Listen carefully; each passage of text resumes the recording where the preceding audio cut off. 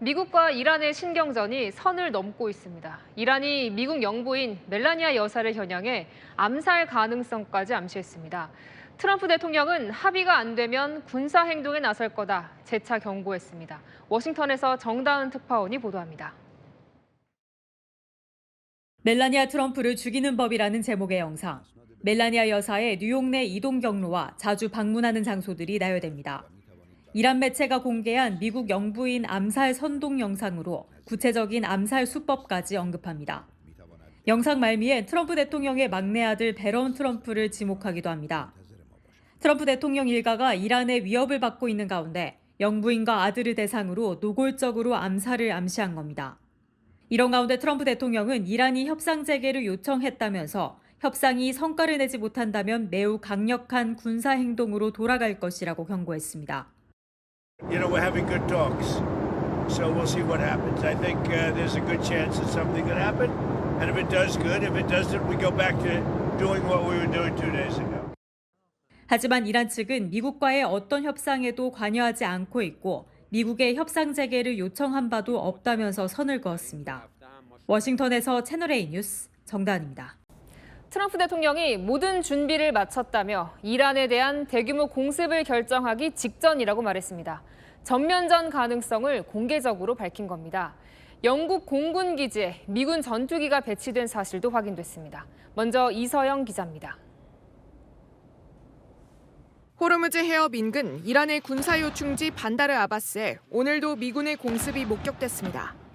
미 중부사령부가 공개한 13일째 공습 영상에서는 이란의 미사일 전력은 물론 해상 전력도 차례로 무력화됐습니다. 미군은 오늘 이란의 내륙 깊숙한 곳까지 공격했습니다. 이란 언론이 파악한 공습 지역을 보면 핵시설이나 방공 및 미사일 부대가 밀집된 곳입니다. 도널드 트럼프 미국 대통령은 대규모 추가 공격을 시사했습니다. 트럼프는 미국 인터넷 매체 엑시오스와의 인터뷰에서 이란에 대한 대규모 공격을 검토하고 있으며 모든 준비를 마쳤고 결정을 내리기 직전이라고 밝혔습니다. 또 자신이 요청하면 이스라엘도 2분 안에 참전할 것이라고 주장했습니다. 이란이 협상에 응하지 않자 미군은 군사적 압박 수위를 한층 끌어올리고 있습니다. So it looks like they're not ready to make a deal. So they're going to continue to pay a price. And every night the price gets higher and higher and higher. 대규모 공습 우려가 커지는 가운데 영국 페어포드 공군 기지에서 미군 최신의 전자전기 EA-37B 2대의 모습이 포착됐습니다.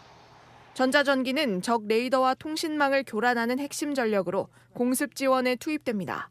채널A 뉴스 이서영입니다.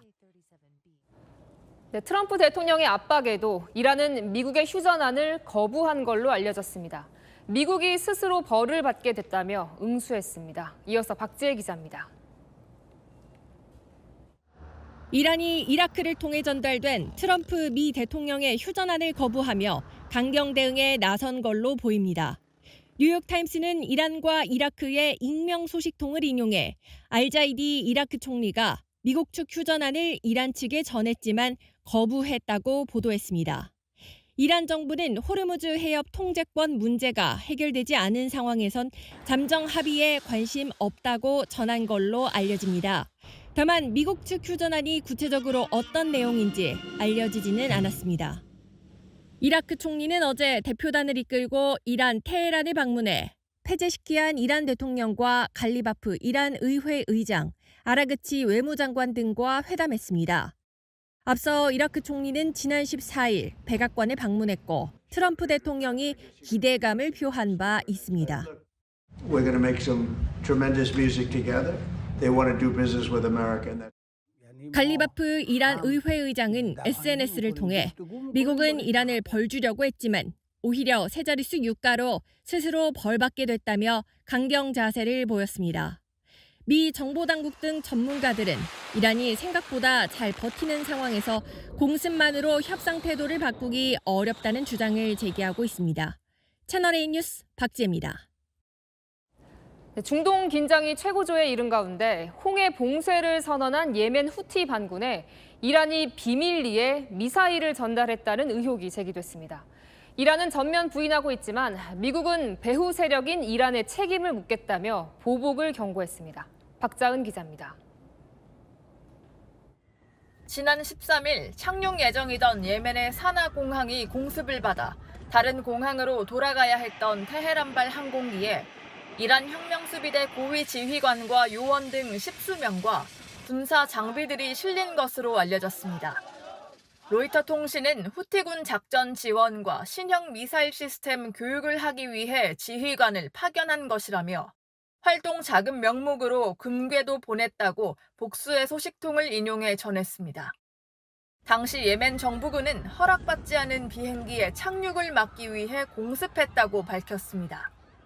이후 후티 반군은 예멘 정부군을 지원하는 사우디아라비아와 대립에 나섰습니다. 이란 관계자들이 예멘에 도착하고 3일 뒤 실제 사우디아라비아 해상 봉쇄가 발표됐습니다. 그리고 어제 홍해를 지나던 사우디아라비아 국적 유조선 2척이 탄도미사일과 드론의 공격을 받아 불길에 휩싸였습니다. 이란 측은 후티 반군 지원 사실을 부인하고 있지만 예멘 정보부 장관과 복수의 관계자들은 장비와 인력 지원을 인정하는 상태입니다.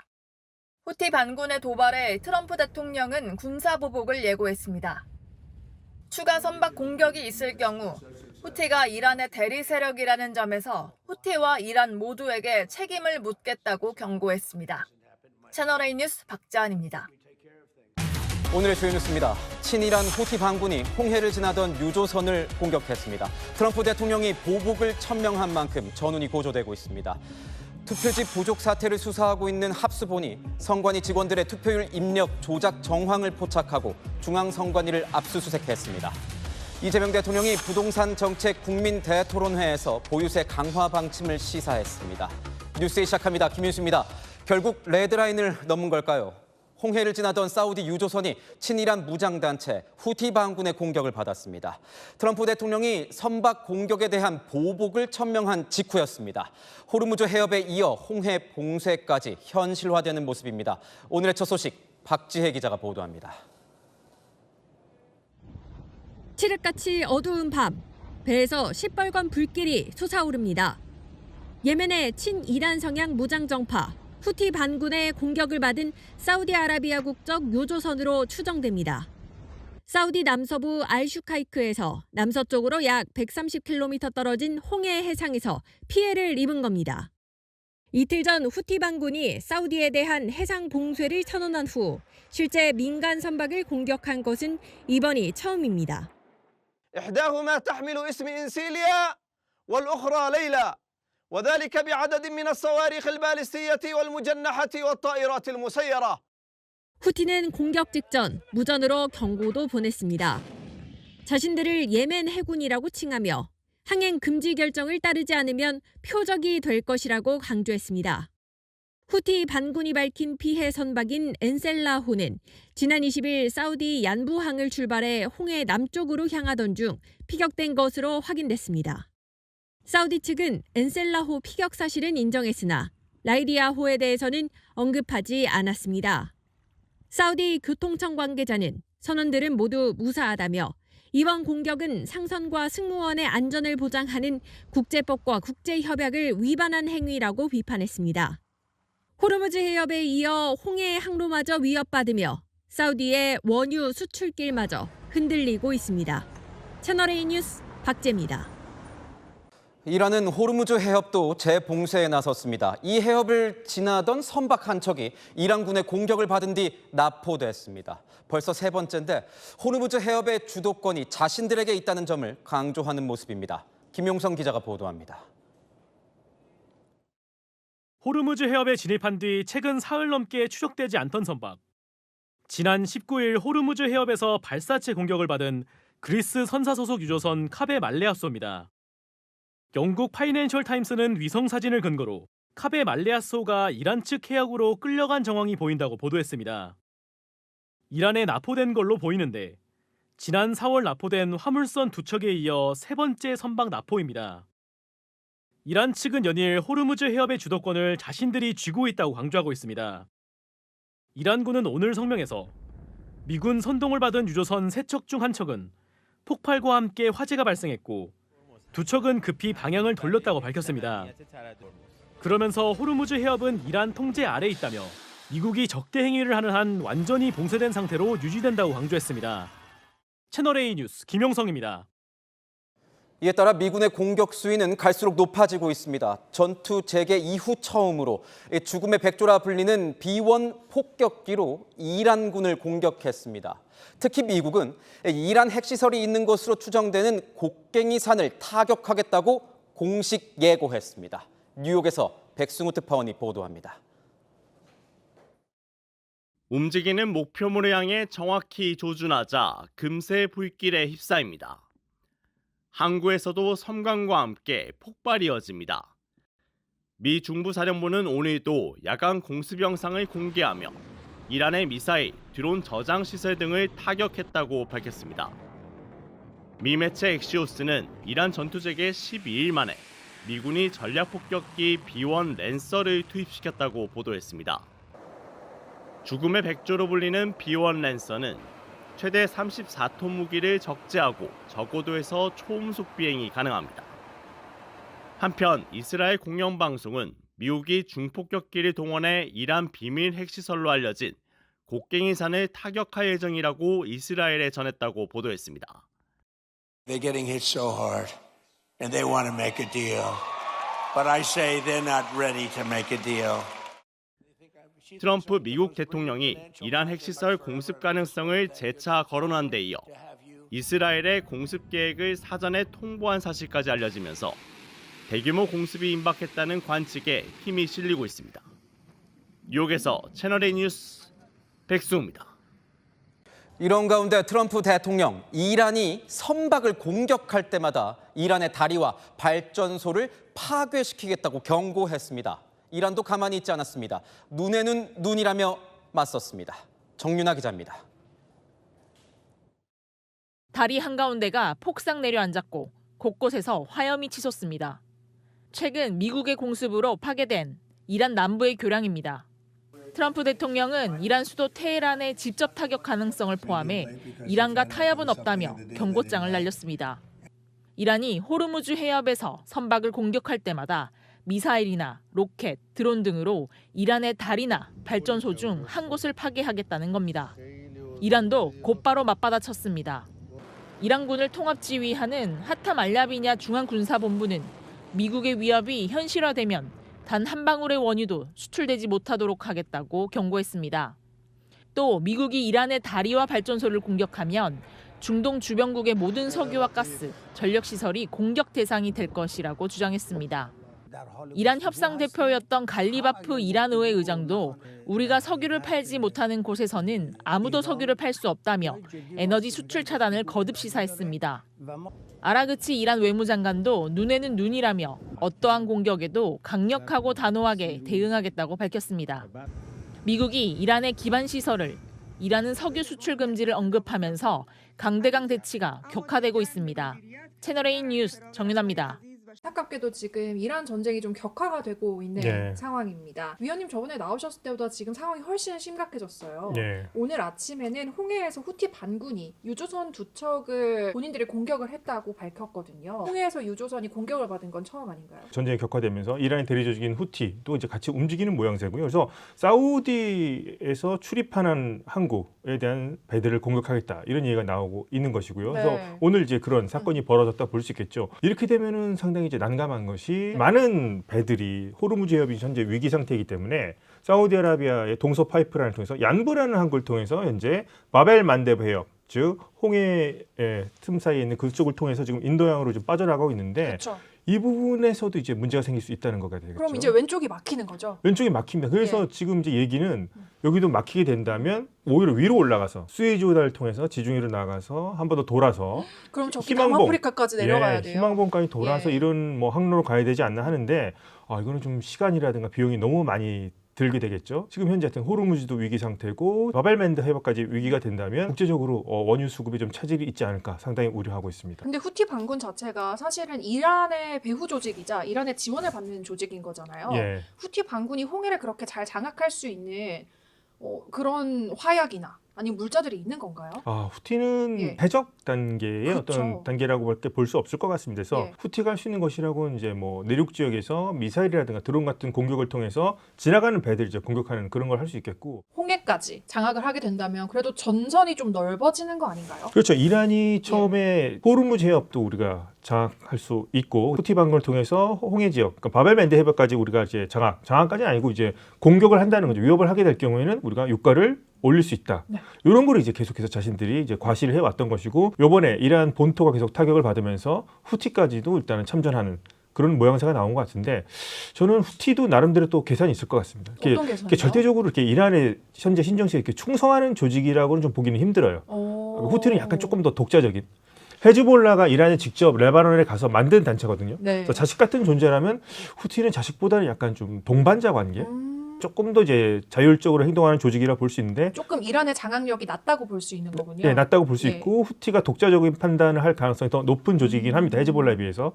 근데 이번에 알리 하메네이 장례식이 있었지 않습니까? 네. 그래서 이번에 후티 쪽에서도 이제 조문단이 갔었고, 조문단이 이란 비행기를 타고 이제 사나라고 하는 지금 후티 반군 장악지역 공항에 도착했을 때, 그때 이제 뭐 공격을 할 뻔했다, 사우디가. 그래서 직접 그 사나 공항 공격했었고, 그 조문단이라는 이런 사람들은 다른 공항으로 갔던 거죠. 근데 이제 사우디라든가 예멘 정부군이 의심하는 거는 아마 이란의 무기 같은 것들을 싣고 오지 않았을까. 이제 그런 부분 때문에 이제 갈등이 있는 거죠. 그래서 원래가 불안했던 지역인데 이란이 한번 후티를 동원해서 바벨만데브 해협까지도 지금 위협으로 몰고 가려는 그런 좀 전략이라고 볼 수 있겠습니다. 와, 근데 이제 트럼프 대통령 입장에서는 사실 지금 레드라인을 넘은 거 아니냐, 이란이. 예. 이런 분석이 나오는 게요. 최근에 이란의 탄도 미사일 3발이 예. 요르단에 있는 미군 기지를 공격을 했습니다. 예. 이때 미군이 2명이 사망하고 예. 1명이 실종이 됐어요. 예. 이 정도 인명 피해가 나왔다면 사실 트럼프 대통령 입장에서는 진짜로 레드라인 넘어버린 거 아니냐, 이렇게 그렇죠. 볼 수 있을까요? 트럼프 대통령이 가장 민감하게 생각할 법한 것이 바로 미군 사망자겠죠. 그렇죠. 그런데 이번에 이제 2명이 나왔고, 요르단 기지에서 발생했습니다. 네. 조금 더 살펴보자면 원래 이란이 주로 공격했던 곳이 걸프 지역 국가들이었죠. 제일 많이 피해를 입은 곳이 최근에는 쿠웨이트, 바레인 뭐 이런 맞아요. 지역입니다. 카타르 뭐 이런 아랍에미리트 이런 지역인데, 원래 제5함대 본부가 바레인에 있고요, 미국에. 그다음에 카타르의 알 우데이드 공군기지가 중동에 있는 미군 최대 기지인데, 제일 가까운 지역이잖아요. 이란 코 앞이다 보니까 상당수 전략 자산이라고 할 수 있겠죠. 그것들을 요르단 쪽으로 옮긴 겁니다.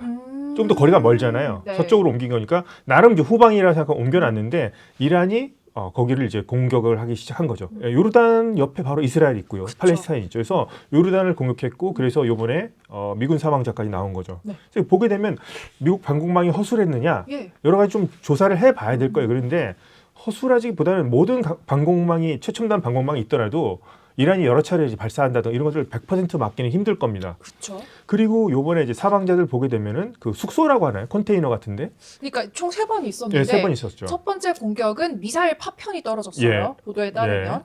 그리고 두 번째 공격에서는 항공기 경납고를 때렸는데 예. 다행히도 이 경납고 안에는 사람이 없어가지고 인명피해는 예. 없다고 알려졌고요. 예. 문제가 세 번째. 방금 말씀하신 예. 미군 장병들이 생활을 하고 있던 예. 컨테이너형 조립식 숙소를 강타했다고 예. 하거든요. 예. 근데 분명히 사이렌은 미리 울렸을 텐데 예. 경보 있다고. 미리 이제 대피를 못한 거죠. 그렇죠. 그러니까 그 예. 숙소 같은 것들도 제대로 된 방호 설비 같은 게 안 돼 있었다, 이렇게 볼 수 있겠네요. 방공망이 아무리 촘촘하다고 해도 100% 막기는 힘들 것이고, 네. 그 중에서도 좀 추정되는 것이 그 카이바르 세칸이라고 하는 탄도 미사일인데요. 이란의 탄도미사일이요. 예, 이란의 탄도 미사일이 들어왔었다고 네. 지금 추정을 하고 있는데, 그게 소위 말해서 회피 기동을 한다는 거죠. 원래 탄도미사일 같은 경우 이렇게 포물선을 그리면서 포물선 그리면서 오는데 오면은 그걸 예상하고서 이제 요격망이 가동이 돼야 그렇죠. 되는데, 마지막 단계에서 막 이렇게 움직인다는 겁니다. 와. 그래서 그거를 이제 잡기 힘들지 않았느냐라고 좀 추정을 하고 있는 것이고, 하필이면 방어 설비가 약한 그 컨테이너 숙소에 떨어지면서 미군 사망자가 나왔다, 지금 이렇게 보고 있습니다. 그래서 앞으로 이런 것에 대해서 좀 조사 보고서 같은 것이 따로 나오지 않을까, 그렇게 네. 생각해 볼 수 있겠습니다. 이게 보니까 이란은 이렇게 얘기를 하더라고요. 기동식 재진입체를 예. 활용한 미사일이 효과가 있는 걸 우리가 봤다. 예. 이런 식으로 발표를 했는데 굉장히 빠른 속도로 비행을 하면서 종말 단계에서 좌우로 예. 움직여버린다는 거잖아요. 예. 그러면 이렇게 되면 미군이 보유한 뭐 사드나 패트리엇 같은 걸로도 요격이 좀 힘든 거죠. 예, 요격이 힘들 거고요. 네. 지금 제가 이제 또 충분히 많은 분들 의심하는 것 중에 하나가, 이란이 그럼 여기에 있는 것을 어떻게 위성 정보를 얻었겠는가, 좌표를 얻었겠는가. 이건 분명히 이란 혼자 능력으로는 힘들었을 겁니다. 아, 그걸 분명히 타격하는 걸 그렇죠. 목표를 잡았을 테니까. 잡았을 테고 그거는 그렇죠. 아마도 러시아나 중국이 위성 정보를 줬을 가능성이 네. 매우 높다고 볼 수 있겠죠.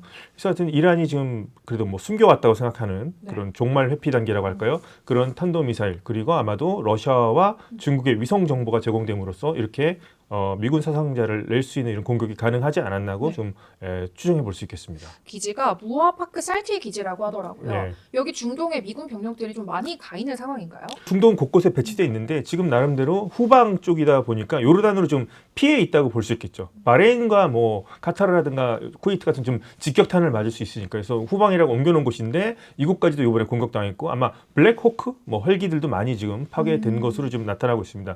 요르단을 공격한 걸 좀 어떻게 볼 수 있냐면 네. 그 이란이 미사일 같은 거나 드론을 이스라엘 쪽으로 발사하게 되면은 이라크라든가 요르단 중간에서 많이 걸러줘요. 요격을 해서 이스라엘까지 가기 전에. 중간에 있네요. 네, 중간에 있습니다, 예. 요르단이. 그러니까 많이 그쪽 미군 기지랑 이곳에서 많이 걸러내는 그런 요격을 하고 있는데 요번에 하여튼 요르단 쪽에서 많은 부분 뭐 요격 미사일이 많이 소비가 됐다면 네. 이스라엘을 만약에 직격할 경우에 그런 걸러내는 작용 같은 것을 약화시키기 위해서 한 것이 아니었나라고도 볼 수 있겠죠. 뭔가 주변부를 먼저 공격을 해서 예. 요격할 수 있는 미사일을 예. 소진시키는 그런 전략일 수 있다. 네, 그렇게 얘기할 수 있겠고 예. 또 요번에 또 뭐 이란 쪽에서는 걸프라든가 요르단 국가 국민들한테 메시지를 냈더라고요. 뭐라고 했어요? 미군 기지가 있어서 우리가 공격한 거고 미워서 그런 게 아니다 얘기를 하고 미워서 있지만 그런 게 아니라. 그럼 왜 자꾸 이렇게 공격하느냐? 아마 반미 감정 같은 거 노렸을 거라 생각합니다. 걸프 국가들이라든가 요르단 국가들. 아무래도 팔레스타인 문제 때문에도 좀 이스라엘에 대한 반감도 있을 거고요. 네. 반미 감정 분명히 있을 거예요. 일반인들 사이에서는. 근데 반대로 생각해보면 그렇다고 해서 미군을 철수시킬까요? 그 기지들이? 절대 아니죠. 반대로 생각을 해보면 예. 미국이 있기 때문에 공격받은 걸 수도 있지만 그렇죠. 미국이 막아준 측면도 있고요. 만약에 미군이 전혀 없다고 생각한다면 이란이 이들 나라들을 어떻게 했을지 생각해 본다면 오히려 지금 이란이 생각하는 것과 달리 반이란 정서가 저는 크게 더 작용할 거라고 봅니다. 반미 정서보다. 그리고 무기 체계라는 걸 당분간 바꿀 수가 없잖아요. 네네. 미국에 의존하고 있기 때문에 이란이 요구하는 것은 반미 감정 일으키고 해서 미군 철수 쪽으로 어떻게 아니면 미국을 좀 나가게 해달라는 전쟁을 멈춰달라는 식의 아랍 국가들 여러를 조성하려는 것 같은데 오히려 저는 반이란 정서가 커지지 않나 자충수로 작용하지 않을까 그렇게 생각하고 있습니다. 이란이 노리는 것과 정반대 반대의 결과가 나올 결과가 수도 나올 것 있다. 같습니다. 이란이 조금 더 공격할 수 있는 포인트들, 미군이 더 막아야 되는 포인트들은 뭐가 있어요? 이란 본국도 지금 상당 부분 약화된 상태잖아요. 네. 지금 경제적으로나 군사력으로 이란이 혁명 이후에 이렇게 약해진 적이 없었고요. 그다음에 대리족들도 이란 본국이 약해졌기 때문에 지금 뭐 경제적 지원을 받아야 활동하는데 지금 상당 부분 많이 약화돼 있는 상태죠. 그래서 이란이 저는 그렇게 큰 힘을 쓸 수 있을까? 저는 회의적이긴 한데요. 네. 다만 그런 건 있겠죠. 뭐 회색지대 전략이라고 해서 자신의 어떤 공개적으로 밝히지 않되 개인 단위라든가 소규모 단위에 의한 어떤 공격 같은 것들 제가 또 우려하는 것은 테러 같은 것들은 충분히 저는 일어날 수 있다고 생각합니다. 그건 또 무섭네요. 예, 그건 또 다른 얘기긴 하죠. 예. 예, 그래서 이란이 직접 개입하지는 않더라도 외로운 늑대라고 할까요? 어떤 불만을 가진 사람들, 어떤 시아파 이슬람에 광신적으로 믿는 그런 사람들 같은 경우에 테러 같은 것도 일어날 수 있고. 근데 트럼프 대통령은요 아주 화가 났어요. 이란의 핵시설, 특히 곡괭이산을 콕 집어서 얘기를 하면서 네. 여기를 타격을 하겠다 네. 이렇게 공언을 한 상태거든요. 곡괭이산이 정확히 어떤 시설인가요? 곡괭이산이 이제 나탄즈 근처에 있는데 새롭게 이제 부각된 장소긴 하죠. 그러면 왜 그동안에 이스라엘과 미군이 왜 공습을 안 했느냐? 네. 핵시설이 있는 거는 그 전부터 알았던 걸로 나오는데 본격적인 핵 활동을 하는 것으로는 감지되지 않았었습니다. 근데 이제 곡괭이산 같은 경우에는 산으로 되어 있고 네. 최소 100m 이하의 시설들이 있다는 얘기가 있고요. 심지어 화강암이래요. 화강암이랍니다. 거기가. 화강암이면은 상당히 중동에서 드물거든요. 그런 안반만 골라서 이란이 털을 잡은 거라 볼 수 있겠죠. 문제는 뭐 입구만 해도 좀 4개가 넘을 거라고 하는 얘기가 있고요.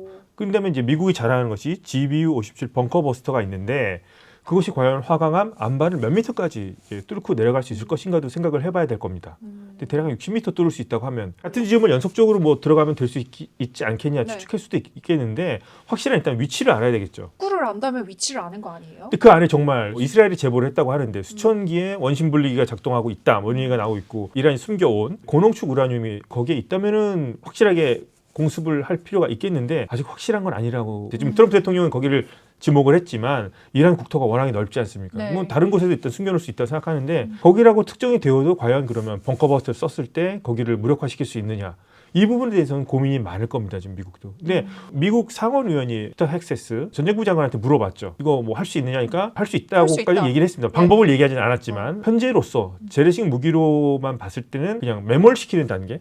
그 안에 가장 정확한 건 그 안에 직접 들어가서 어떤 원심 분리기들 다 갖고 나오거나 폐기하거나 고농축 우라늄이 있으면 그걸 더 가지고 나오거나 뭐 그것을 뭐 희석시키거나 무력화시키는 걸 해야 될 텐데 과연 그게 뭐 특수부대를 투입한다고 해서 되기도 뭐 이론상으로는 가능하지만 가능성은 상당히 낮고 좀 어려운 일이니까요. 네, 엄청 어려운 일이죠. 그래서 현재로서 공습은 하겠습니다만 과연 이거를 정말 무력화시킬 수 있을 것인가는 조금 회의적이고 차라리 매몰시킨다거나 지난번처럼 묻어버리는 형태로 해서 뭐 1년 내지 2년, 뭐 3년 정도 지연시키는 정도의 효과가 있지 않을까.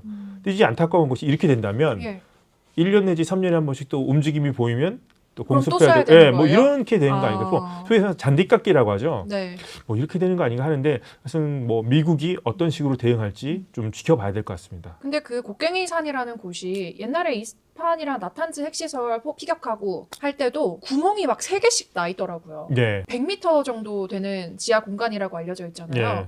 그럼 60m 내려가고 60m 또 내려가고 예. 60m 또 내려가고 예. 이론적으로는 그렇죠. 예. 충분히 할 수 있지 않을까요? 뭐 64, 24하면 240m까지 네. 뚫을 수 있지 않습니까? 예. 탁탁탁 들어가면. 그렇죠. 그래서 이스라엘의 정보력이 대단하니까요. 그렇죠. 분명히 저는 그 안에 첩자가 있을 거라고 생각합니다. 만약에 제보를 해줘서 이 지점에 있는 것이 확실하다면 지금 말씀하신 대로 벙커버스터를 연속적으로 투하해서 뭐 이론상으로는 가능하다 생각하는데 그것이 뭐 생각보다 쉽지 않은 것 같고요. 그걸 또 미리 알았다면 미국과 이스라엘 진작에 하지 않았을까라는 생각을 해보기도 합니다. 그래서 트럼프 대통령이 이란한테 협상장으로 나오라고 이번 주까지 시간을 줬죠. 네. 그러니까 좀 더 기다려보고 그 다음에 이제 발전소라든가 교량 타격한다고 했는데 그렇다면 핵시설에 대한 타격도 있을 것 같습니다. 그래서 어떤 곡괭이산 계속 주목해서 어떤 식으로 미국이 공격을 감행할지 살펴봐야 될 것 같습니다. 지금 트럼프 대통령이 두 번째 공언한 말이 바로 선박이나 호르무즈 해협에 있는 우리 선박지를 드론이나 미사일로 공격을 하면 발전소 교량을 공격을 하겠다. 네. 이렇게 얘기를 했어요. 근데 이거를 보고 전문가들이 내륙 쪽으로 점점 들어가서 네. 종국에는 테헤란까지 트럼프 대통령이 공격을 할 수 있다라는 신호로 받아들이더라고요. 네. 이게 맞는 말인가요? 지금 그쪽으로 가고 있는 것 같습니다. 예. 예전 같았으면은 트럼프 대통령이 항상 이랬었죠. 최후 통첩을 이렇게 날려요. 발전소 공격하겠다. 하다가 뭐 카타르와 파키스탄 좋은 소식이 들려왔다. 이란의 요청이 있었다. 네. 조금 더 늘려주겠다. 뭐 이런 식으로 했었는데 이번에는 미군 사망자도 나왔고 그렇죠. 그다음에 민간 상선을 공격하면 그것에 대한 대가로라고 얘기를 했죠. 발전소 공격하는 거. 그러면 확실하게 이제 만약에 증거가 드러날 경우에 미국도 공격하지 않으면 안 되는 상황이 되어버렸습니다. 조건이 좀 확실하게 네, 조건이 확실해졌어요. 예전처럼 모호하게 예. 연기할 수가 없는 상황이 됐거든요. 그래서 그렇다면 공격을 할 가능성이 좀 상당히 높지 않을까 생각을 합니다. 만약에 그러니까 이란이 파격적인 제안을 해서 미국이 원하는 방침대로 어떤 협상안을 들고 나오지 않는 한 트럼프 대통령이 실행할 가능성이 높아 보이긴 하는데요. 교량은 이미 많이 또 파괴했죠. 남부 도시 반다르 아바스라는 도시 같은 경우에는 네. 아마도 그 도시를 고립시키려는지 모르겠지만 그 도시를 연결하는 다리들은 다 끊어놨습니다. 그럼 이제 점점 테헤란이랑 내륙 쪽으로 들어가고 있는 움직임은 분명해 보이고요. 만약에 공격한다면 테헤란의 상당 부분 전력을 공급하는 화력 발전소 다마반드라는 발전소 있거든요. 다마반드. 네, 네. 거기를 아마 공격할 가능성이 높아 보이기도 하고요. 그러면 이제 이란은 암흑 전기가 끊기는 거예요. 전기가 끊기게 됐죠. 제가 지금 이란 친구들과도 지금 인터넷으로 소통을 하고 있거든요. 네. 그럼 전기가 끊기게 된다면 예전에는 이제 이란 정부에서 고의적으로 끊었는데 미국에서 발전소가 타게 돼 전기가 끊긴다면 당분간 이란 친구들과도 어떤 소통이 안 될 것 같기도 한 그런 염려되는 부분도 있는데 이런 친구들은 그 테헤란 공습이나 그런 염려를 하고 있는 상황인가요, 지금? 친구들 성향에 따라 다른데요. 역시나 이제 뭐 체제가 무너지길 바라는 사람들은 미국의 공격을 바라는 친구도 있고 우리 정서는 이해하기 힘들지만 그런 친구들도 있고요. 1월 달에 시위에 나갔다가 학살을 눈으로 지켜봤던 친구들은 그런 친구들도 있고요. 반대로 반다르 아바스와 그 같은 지역에 사는 친구 같은 경우에는 뭐 미국의 공격을 비난하는 친구도 있고 뭐 이란 내도 여러 의견이 있다고 저는 생각을 하고요. 얼마 전에 알리 하메네이 장례식이라고 해서 뭐 이란이 전 국민이 결집했다. 저는 뭐 완전히 결집했다고 생각하지 않습니다. 그렇게 비춰졌다. 그렇게 비춰졌고 예. 거기에 직접 참여할 정도면 맹목적인 체제의 지지자들일 뿐만 아니라 권위주의 체제의 특징이 뭡니까? 동원된 사람들도 저는 분명히 있다고 보거든요. 네. 그래서 뭐 그런 사람들까지 하면은 이란 체제가 완전히 뭐 단결된 것 같아 보이지만 저는 이란 체제의 어떤 분열 가능성은 여전히 상존하고 있다 그렇게 보고 있습니다. 미군이 지상군을 투입할 가능성은 한 몇 퍼센트 될까요? 결과적으로는 지상군을 투입하지 않고서는 호르무즈 해협을 완전히 미국이 통제한다든가 핵 프로그램 같은 것도 확인할 길이 없긴 한데 저는 가능성은 높지 않다고 봅니다. 지상군 투입은 좀 위험 부담이 크다고 생각합니다. 뭐 상륙작전을 한다든가 아니면 뭐 공중에서 이렇게 강습을 하면서 뭐 특수작전 같은 거 할 수도 있을 것 같긴 한데 이론상으로는 가능하지만 미군 사망자가 안 나온다면 저도 해볼 만하다고 생각하는데 네네. 이거 미군 사망자가 꽤 많이 나올 것 같거든요. 그렇다면 이것을 트럼프 대통령이 직접 실행하기는 또 중간 선거라는 게 남아 있으니까요. 부담이 상당히 크다고 생각하기 때문에 지상군 투입 가능성은 저는 높지 않다고 보고요. 제가 이제 눈여겨봤던 것 중에 하나가 트럼프 대통령이 7월 14일일 겁니다. 폭스뉴스와 인터뷰에서 지상작전이 필요할 수 있다고 얘기를 했어요. 그런데 그 일을 할 다른 사람들이 있다고 얘기를 했습니다. 누굴까요? 전 딱 떠오르는 게 쿠르드족이 생각이 났었어요. 물론 지난 3월에 한번 꺼내들려고 했다가 튀르키예 대통령이 반대에 있었던 접었던 카드긴 한데 그쵸. 그러니까 이란계 쿠르드인이고 현재 이라크에 있는 쿠르드 자치정부에서 지금 거점을 삼고 있는 쿠르드족이 아마 또 트럼프 대통령이 좀 고민을 하고 있는 카드라고 볼 수 있겠고요. 쿠르드족 같은 경우에는 지상군 중에서도 사실 예. 특수부대들 중에 특수부대 전사들이 많다고 네. 유명한 그렇죠. 부대잖아요. 그렇죠. 특수부대고 예. 대략 이제 숫자는 많이 잡아야 한 5천 명 정도 될 것 같은데 그 군대가 뭐 테헤란까지 진격하고 그건 힘들겠지만 지금 남부 지역이 초토화되고 있는 상태죠. 이란은 아무 피해 없다고 하지만 본토가 공격받는 것은 차원이 다른 문제죠. 미국과는 다른 문제입니다. 남부 지역 지금 상당 부분 무력화시키고 있는데 쿠르드족은 서부 지역에서 만약 네. 활동을 하게 될 거. 만약에 지상작전이 쿠르드족에서 감행이 된다면 네. 터키의 반대를 무릅쓰고 네. 그럴 경우는 이란 현재 정부 입장에서는 난감하겠죠. 남부 지역 공습받고 있죠. 서부는 서부는 쿠르드족이 들어올 수도 있죠. 그렇죠. 그다음에 공습 지금 방공망은 제대로 작동 안 된 상태에서 테헤란까지 위협받고 있죠. 이럴 경우에는 상당히 이제 위협을 받을 수 있을 겁니다. 그래서 카드는 고민할 것 같은데 그렇다면 이제 주변 국가들을 또 설득해야 될 겁니다. 쿠르드족은 분리 독립할 가능성이 있다고 생각해서 튀르키예 상당히 민감하게 생각하고 있고 이라크 쿠르드 자치정부 있지만 이라크 중앙정부도 상당히 부담스러워할 거고요.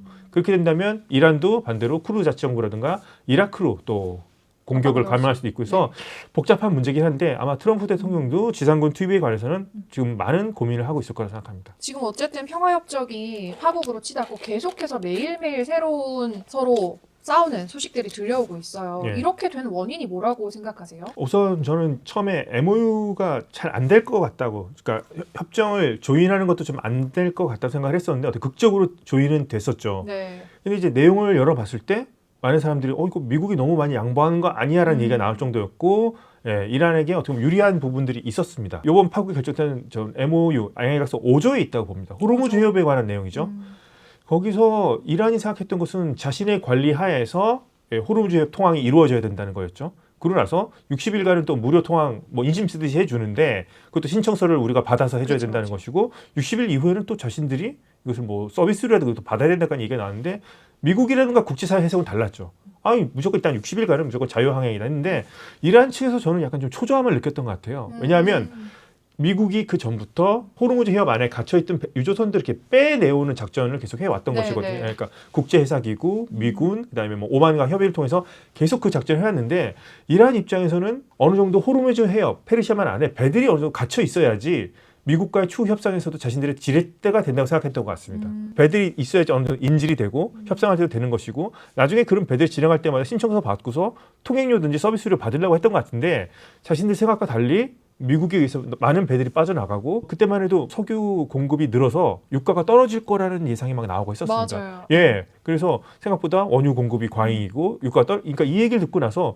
이란이 우리 의도대로 좀 안 되는 거 아닌가라고 생각했던 지렛대를 것 너무 같아요. 빨리 잃어버리는 거 아닌가? 예, 그런 생각을 했던 예. 것 같고 물론 자신들의 이거는 없던 권리를 맞는 거잖아요. 그쵸. 국제 수로가 어떻게 자신의 권리가 되겠습니까? 네. 그래서 오만까지도 꼬드겨서 같이 할랬는데 오만은 우리는 국제법대로 하겠다. 그래서 그쵸. 이런 부분에 대해서 이란이 좀 초조하게 느꼈던 것 같아요. 근데 MOU 양해각서 이제 조건들 많은 분들이 분석했을 때는 이란이 유리한 측면이 있다고 했었습니다. 그러니까 왜냐하면 조건부이긴 했지만 미국이 많은 또 당근책을 제시했잖아요. 네. 근데 제가 눈여겨봤던 것 중에 당근책이 아니라, 그러니까 동결자산 해제라든가 경제제재 해제 같은 건 이루어지지 않았어요. 이란이 이행하는 걸 보고 미국이 들어주기로 했는데 놀라운 거는 이란산 원유 수출, 뭐 판매, 생산 이 부분에 대해서 미 재무부가 해외자산통제국이 규제를 풀어줬었죠.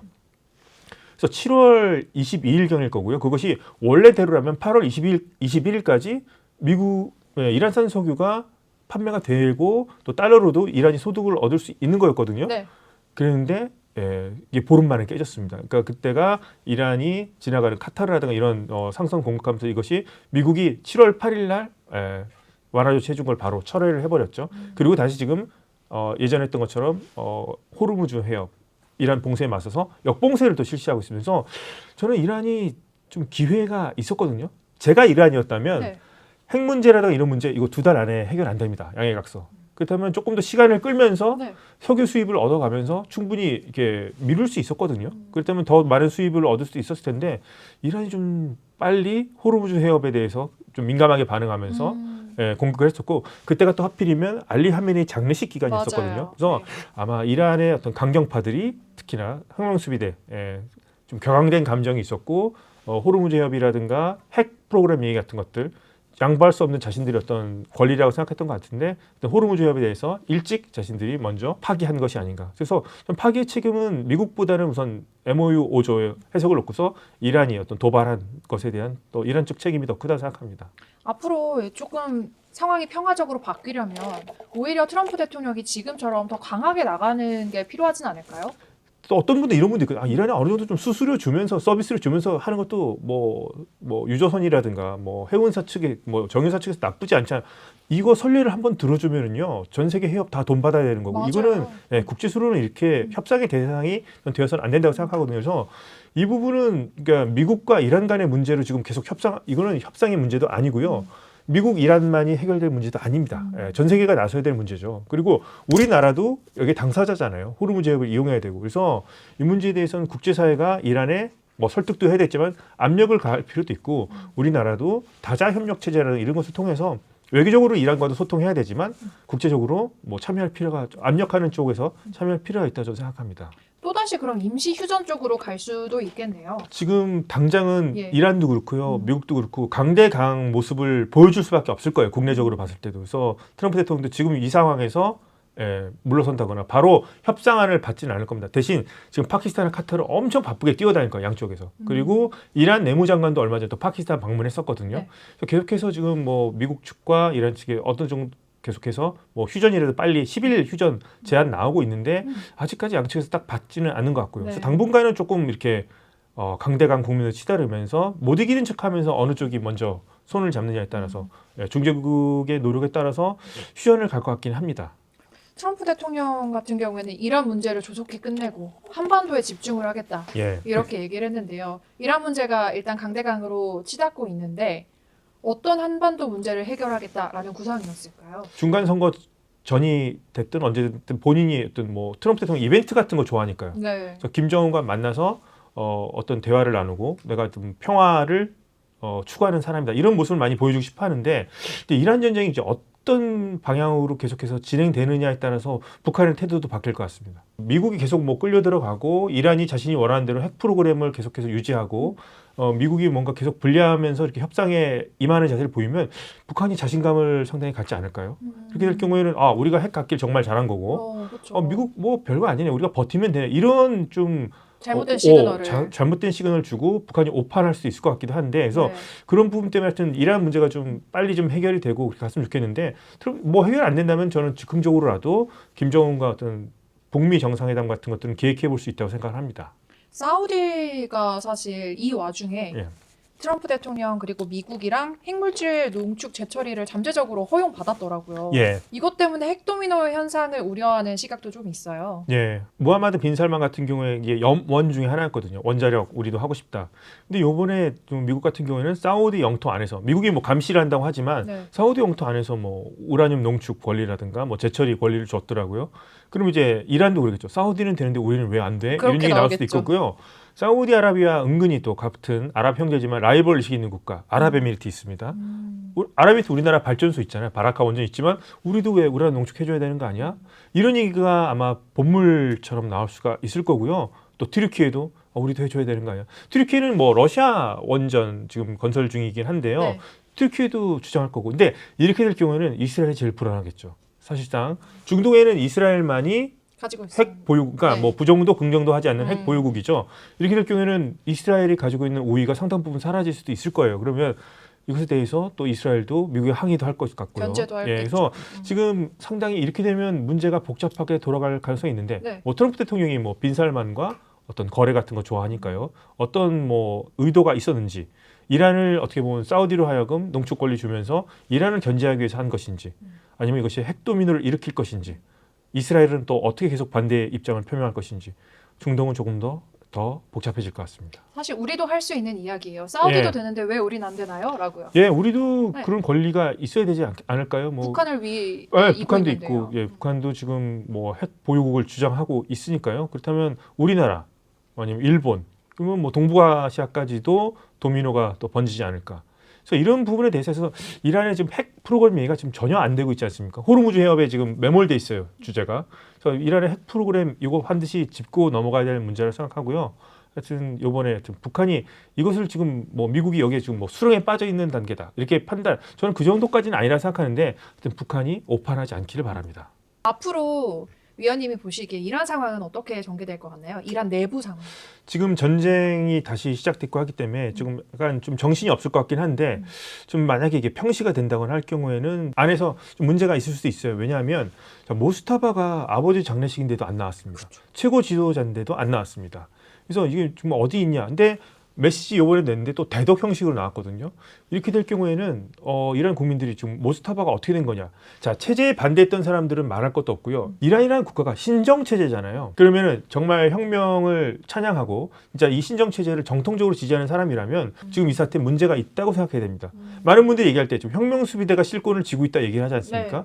원래는 이거 종교 지도자, 최고 지도자가 실권을 갖고 있어야 되는데 지금 이 사람들은 정말 신정 체제를 지지하는 지지자라면 우리는 신정체제를 지지했는데 지금 우리는 군부 독재를 지지하는 게 아니라 이런 얘기가 나와야 되거든요.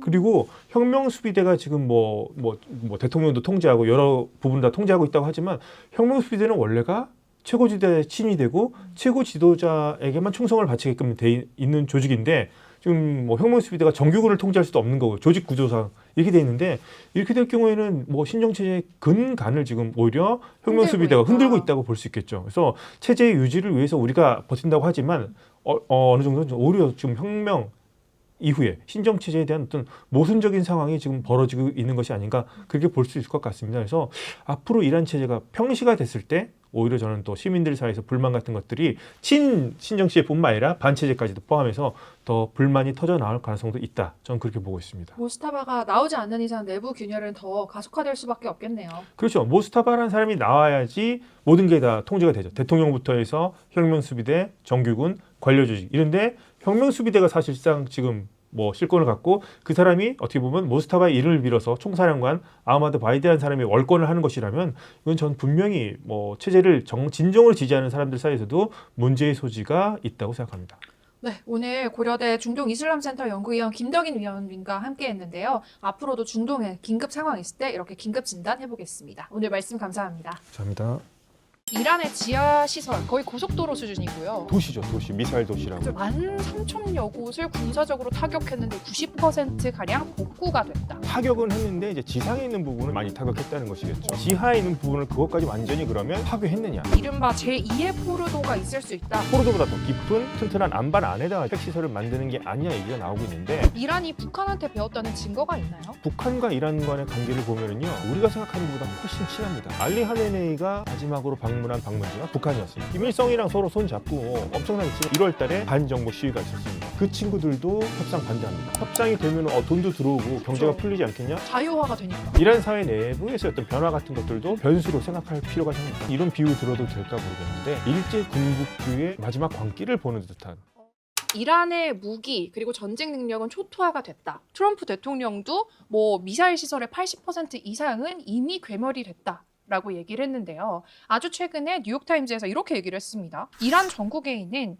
지하 미사일 기지가 90%가량 복구가 됐다. 아니 이게 어떻게 대체 가능한 거죠? 트럼프 대통령이 항상 얘기하는 게 군사적으로 이미 승리했다라고 항상 얘기하고 있죠. 그랬는데 우선 출처가 이제 뉴욕타임즈라서 약간 이제 트럼프 대통령을 싫어하는 진영이긴 합니다만 그래도 한번 들어볼 만한 얘기는 합니다. 근데 양측 얘기가 완전히 또 모순되었다고 보기도 힘든 부분이 그래요? 있긴 합니다. 왜냐하면 미 국방부가 얘기한 게 대부분을 이제 타격했다. 그 부분은 뭐 사실일 수 있습니다. 네. 타격은 했는데 이제 지상에 있는 부분은 이제 많이 타격했다는 것이겠죠. 근데 이제 지하에 있는 부분을 그것까지 완전히 그러면 네. 파괴했느냐, 무력화시켰느냐에 대해서는 좀 의문점이 남는다는 점이 되겠죠. 이란이 기만 전술을 많이 쓰잖아요. 예, 지하 예. 도시를 막 건설을 해놓고 사실은 출입구가 다른 데 있는데 예. 일부러 다른 출입구에 많이 움직임을 보여가지고 그쪽을 타격하게 유도를 하거나 이런 전술을 썼다고는 하지만 13,000여 곳을 군사적으로 타격했는데 이걸 복구한다? 이게 돼요?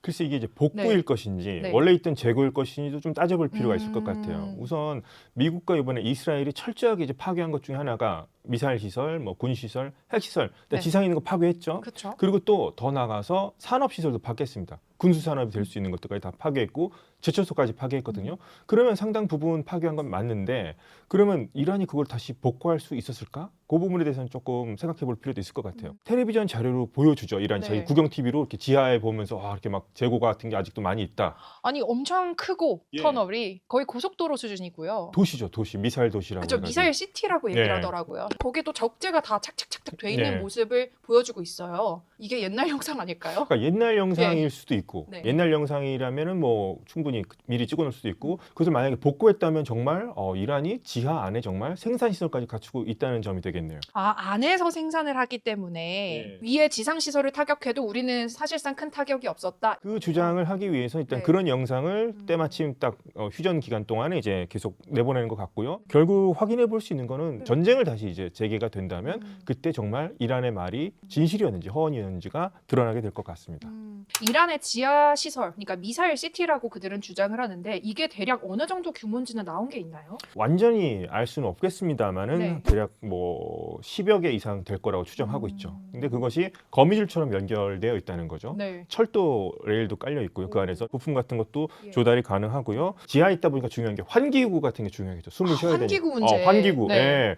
미국이 그 부분을 많이 노려서 공격을 하는 것 같긴 한데 네. 그 안에도 이게 또 시설들이 화재라든가 어떤 더 이상 폭발을 막기 위해서 분리시켜 놓는다고 그러죠. 방화 격벽 같은 그런 걸. 걸. 예. 그런 걸 만들어 놔서 네. 한 부분이 이제 타격이 돼도 다른 부분이 타격이 가지 않게끔 그렇게 이제 설계가 되어 있다고 하는 얘기가 있습니다. 그리고 이제 여러 개 이제 환기구, 이제 위장 전술에서 여러 개 환기구들이 있기 때문에 네. 몇 개를 막았더라도 뭐 다른 곳에 환기구가 있을 수도 있고요. 네. 그래서 그런 부분 같은 것들이 아무리 미국이 위성 자료가 뛰어나고 공군력이 뛰어나다고 하지만 약간의 어떤 좀 한계가 있지 않나. 지금 현재는 이란은 좀 입구라든가 환기구 같은 게 부순 채로 일단은 방치한 채로 있는 것도 같습니다. 아, 그래요? 일부러 복구를 안 하고요? 일부러 복구를 안 하는 걸 수도 있겠고요. 예. 나중에 이제 전쟁이 개시가 된다 싶으면 다시 이제 걷어내고 이제 드러나올 수도 있는데 네. 이미 걷어낸 것도 지금 드러나고 있죠. 위성 사진 같은 데. 그렇다면은 아직 휴전이라서 본격적으로 미국이 그것을 공격하고 있지는 않지만 좀 미사일 발사대 같은 것을 이제 끌어낸다던가 또 준비를 하는 것으로 볼 수 있겠고. 그래서 지금 뭐 전운이 감돌고 있는 것만큼 분명합니다. 이란 핵시설도 마찬가지로 지하 도시처럼 건설이 되어 있는 걸로 알려져 있잖아요. 근데 여기에 미국이 벙커버스터를 투입을 네. 하면 이게 사실 벙커버스터라는 게 위에서 떨어지면 네. 지하로 들어가다가 그렇죠. 공간이 나오면 그 순간 터지는 원리인 거잖아요. 네. 그러면 사실 원심 불리기 위해 다른 공동을 하나 만들어 놓고 거기서 타격이 되도록 만들어 놓으면 되는 문제 아닌가요? 그렇죠. 근데 예. 이제 이게 아까 미사일 시티도 그렇고 탄도미사일 시설도 그렇고 드론 뭐 지하 소공장도 그렇고 이게 다 지하에 있잖아요. 네. 근데 그게 또 이제 지하도 이제 아무런 지하가 아니라 화강암 같은 안반이 튼튼한 곳에 지하에 이제 파고 들어가 있단 말이죠. 그래서 다 포르도나 산 시설 그렇죠. 밑에 예, 있군요. 산이 있고 그 네. 안에 또 이제 안반 밑에 들어가 있는 건데요. 이를테면 미국이 사용한 거 보면은 이제 900km짜리 네. 그 탄도를 단 걸 이제 공격했다고 하지만 이제 그건 좀 약한 거고 네. 조금 더 센 게 작년이었죠. 미국 이스라엘 전쟁이 다 있었던 게 GBU-57 B2 스텔스 전투기를 이렇게 네. 했던 거. 그게 대략 이제 60m까지 파고 들어갈 수 있다는 겁니다. 한 13, 14톤급. 예, 그렇죠. 13톤이나 달하는 네. 건데요. 현재로서는 미국이 갖고 있는 아주 최강의 벙커 버스터라고 할 수 있는데 네. 문제는 포르도 같은 시설은 90m 아래에 있을 것이라고 얘기를 많이 했었습니다. 그러면 한 번에 안 된다는 거죠. 그러니까 한 곳으로 여러 번 계속 구멍 같은 게 이렇게 뽕뽕뽕 3개 정도 들어가 예, 있어요. 계속 거기를 해야지 네. 이제 뚫 계속 밑으로 차곡차곡 내려가면서 예. 밑에 시설까지 들어가는 건데 이란이 깊게 파놓을 수도 있고 핵심 원심 분리기라든가 네. 핵물질 같은 게 만약에 있다면 그런 것들이 벙커버스터 미치지 못하는 지하까지도 있을 수 있다는 얘기가 나올 수도 있는 거죠. 그래서 트럼프 대통령은 이제 성과를 강조하려고 네. 핵먼지라고 표현하잖아요.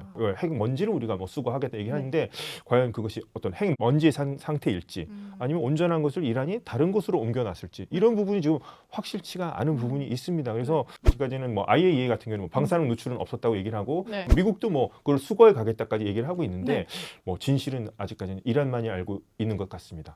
위원님께서 사실 이른바 제2의 포르도가 있을 수 있다. 이 가능성을 언급하신 적이 있는데요. 언론에 나온 피객스 마운틴이라고 예. 불리는 시설이 있더라고요. 예. 여기는 아직까지 공습이 안 된 거죠? 예. 그러니까 제2의 포르도를 제가 왜 얘기하냐면 예. 많은 분들이 얘기할 때 이란이 지상전하면은 싸움을 잘할 수 있어 이 얘기를 해요. 그 이유가 뭐냐면 이란은 땅이 넓고 숨을 곳이 많아 이 얘기를 합니다. 반대로 얘기하면 이란도 IAEA 국제원자력기구 신고하지 않고서 얼마든지 그런 핵시설을 만들 수 있다는 얘기도 되지 않을까요? 네, 그렇죠. 그래서 포르도라든가 뭐 나탄즈 핵시설도 IAEA가 아니라 외부에서 적발된 케이스거든요. 그러니까 이란이 제대로 이제 신고 안 하고 예. 몰래 감춰왔다가 일단 걸린 거죠. 이란은 공식적으로 자신들의 핵무기를 갖겠다고 얘기는 하지 않고 있습니다.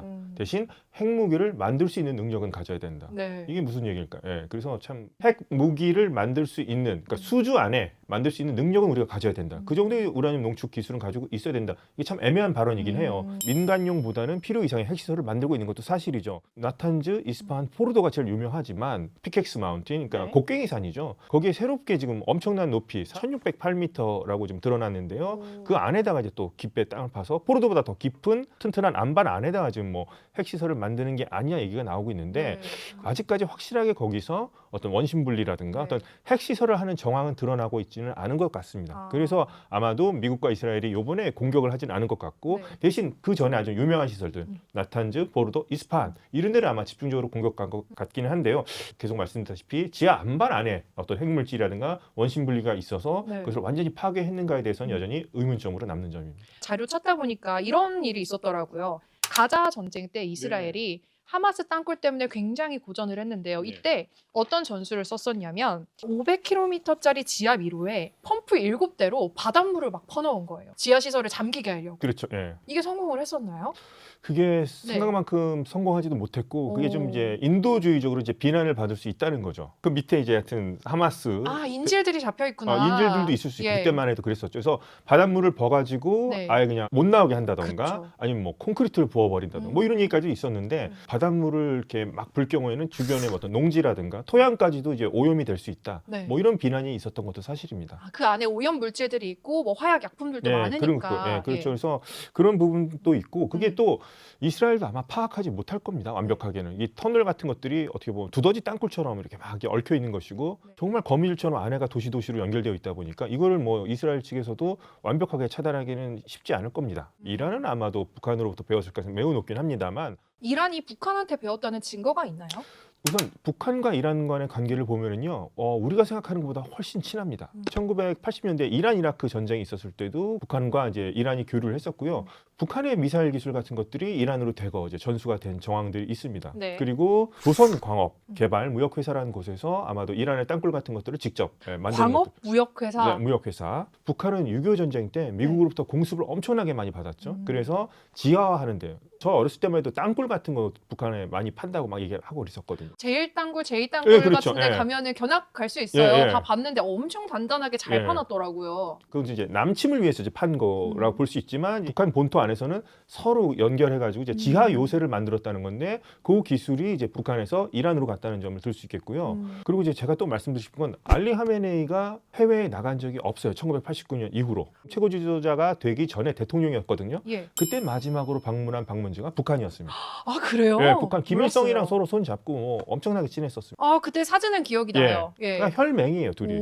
그래서 그런 정도로 밀접한 국가이기 때문에 북한이 이란에게 미사일 기술을 전수해줬고 지하화하는 어떤 땅굴 기술 같은 것도 상당히 전수해줬다고들 서방에서는 다 그렇게 인정하고 있죠. 하메네이의 마지막 해외 출장이 북한이었다니. 그렇죠.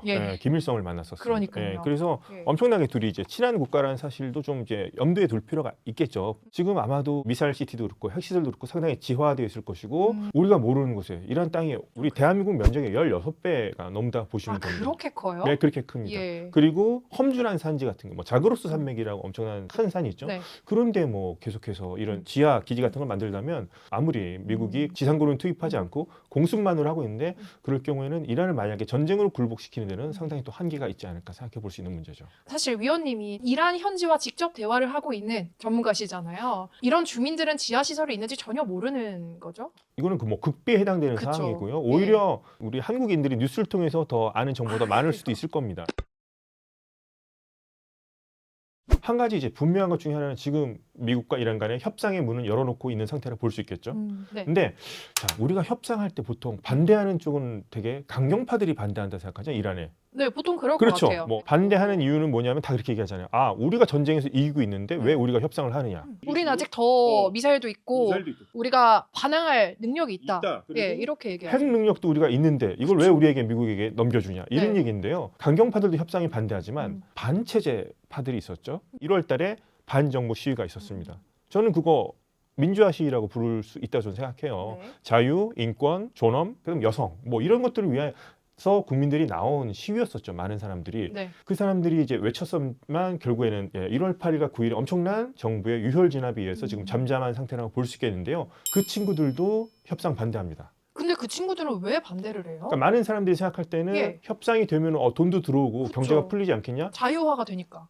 그런데 그 돈이 이 친구들은 신정 체제로 갈 것이고 혁명 수비대를 강하게 만드는 데 쓰일 것이고 체제 전환은 이루어지지 않은 채 신정 체제 쭉 가면서 돈까지 미국으로 더 받으면 우리를 더 탄압할 것이다. 그러니까 제2의 하메네이 정부가 탄생할 것이다. 이미 뭐 모스타바 예. 체제가 들어섰다고 하는데 이 체제로 돈까지 가진 모스타바 체제가 계속된다면 우리의 꿈은 더 멀어지는 건 아니냐. 이제 우리는 이해할 수가 없겠죠. 어떻게 자기네 나라가 전쟁을 하고 있는데 외국 편을 들 수 있지 하지만 의외로 자기 체제를 지원하기보다는 미국이 어떻게 좀 해주길 바라는 그런 시각이 아직도 많이 있습니다. 아예 체제 전복 자체를 원하는군요. 그렇죠. 그 사람들은. 그래서 체제 전환, 네. 레짐 체인지가 돼야 되는데 예. 안 된 상태로 이렇게 끝나면 우리는 어떡하지? 라고 불안해하는 친구들도 많다는 점이죠. 저는 북한과 다른 점을 이 부분을 꼽고 싶어요. 네. 작년에 미국 이스라엘 전쟁이 있었죠. 그때 끝날 때만 해도 이란이 다시 그럼 핵 가지려고 노력하는 거 아니야? 더 위험한 국가가 될 것이다. 그쵸. 미란이 생각할 때 그 얘기하잖아요. 리비아처럼 핵을 포기하면 카다피처럼 몰락할 수 있기 그쵸. 때문에 오히려 더 핵을 가져서 북한처럼 가지면은 미국과 이스라엘이 우리를 공격하지 못할 것이다. 이렇게 생각하는 시각도 있다는 점이죠. 근데 그거는 중동 많은 전문가분들도 그러면은 국민들도 같이 고난 행군에 참여할 것이다. 허리띠를 졸라매고 하메네이를 지지할 것이다. 아니었단 말입니다.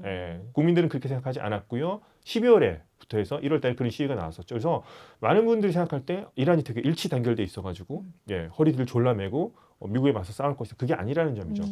북한처럼 가려면 그래도 어느 정도 국민들의 지지가 있어야 되잖아요. 가난을 감수하겠다. 네. 근데 그렇지 않다는 점, 북한과 다르다는 점을 좀 이란의 특징이라는 점.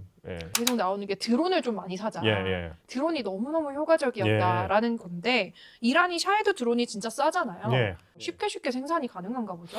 빠른 시간 안에 만들 수 있는 걸로 나오고 있고요. 네. 일단 이란이 샤헤드 드론을 러시아에 수출했죠. 러우 전쟁에서 우크라이나를 상대로 썼는데 우크라이나가 이것을 보고 많이 배웠습니다. 그래서 우크라이나 같은 경우는 드론을 드론으로 막는 법을 알고 있거든요. 뭐 스팅 날리고, 날리고 네. 요격 드론 같은 걸 예. 발사한다고 하는데 우크라이나는 뭐 하루에 2,000대를 만들 수 있다. 그렇다면 이란도 뭐 그에 못지않은 숫자를 만들 수 있지 않을까. 그리고 뭐 지하에서도 생산이 가능하다면 네. 아직까지도 드론 생산 능력 따지면 수만 대가 있을 수도 있겠고요. 이게 지금 드론으로 지금 이란이 상당히 가성비 대결에서 이긴 거 아니야 이런 얘기가 나오고 있죠. 그러니까 드론 같은 경우는 엄청나게 값이 싸죠. 뭐 2만 달러면은 우리 돈으로는 제 기준으로는 비싸긴 합니다만 이것을 막는데 이제 요격 미사일 같은 것들이 한 발에 300만 달러? 이게 너무나 이제 가성비 대결에서는 비대칭 전략이라고 하는데 3천만 원대 50억 정도. 50억 정도. 막긴 막아야 하지만 이거 너무나 경제적으로는 피해가 크죠. 미국도 전비 조달에 있어서 요격 미사일 재고 문제가 있기 때문에 전 세계 주둔 미군 기지에서 이제 전략 물자 같은 것도 이제 가져오지 않았습니까? 이것을 이제 극복하는 방안 같은 것도 저는 미국이라든가 다른 국가들도 이번 전쟁을 통해서 많이 학습하고 있을 거라 생각합니다. 좀 더 싸게 어떤 드론을 막을 수 있는 방법. 그래서 우크라이나 얘기도 아까 말씀드렸고요. 그래서 걸프 지역에 우크라이나 기술자들이 왔었죠. 드론을 막는 법을 가르쳐주기 위해서 드론을 드론으로 막고 또 소리 같은 걸 이제 탐지해가지고 사이드 드론을 막는 방법도 있겠고요.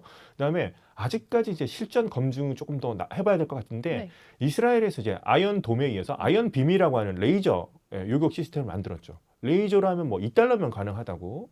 정말 싸더라고요. 2,000원. 네, 한 발 쏘는데 2,000원. 저도 그 정도는 요격할 수 있는 돈이 있거든요. 그래서 아직까지 이렇게 드론이라든가 이런 거를 잡는 데는 어느 정도 성과를 보였다고 하지만 고고도 체계라고 할까요? 기상 조건에 의해서 뭐 날이 흐리다거나, 레이저는 그렇죠. 예, 뭐 황사라든가 예. 뭐 이런 거 있을 경우에는 좀 한계가 있다고 하니까요. 이 부분은 조금 더 아이언빔 아니면 레이저로 어떻게 뭐 드론이라든가 미사일을 요격하는 이런 좀 저가로 이런 부분은 조금 더 지켜볼 필요가 있을 것 같습니다. 이란 입장에서 지금이 이제 전쟁의 중대 기로잖아요. 비장의 카드가 있나요?